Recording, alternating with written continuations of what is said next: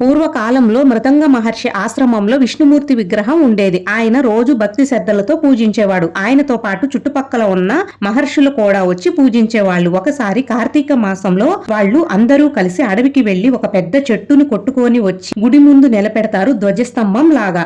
దానిపై దీపారాధనలను చేస్తారు.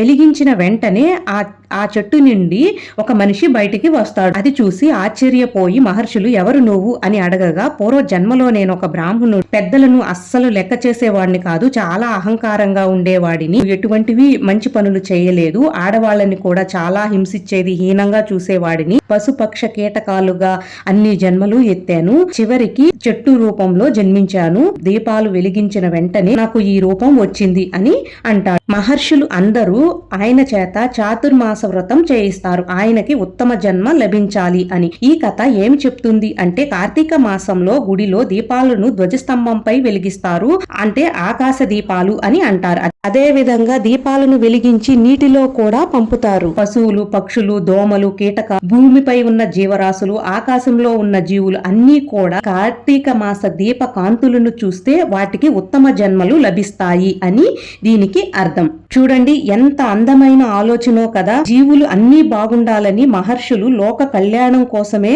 ఏదైనా సరే చేసేవాళ్ళు అని ఈ కథ ద్వారా మనం తెలుసుకోవచ్చు. ఓం నమః శివాయ.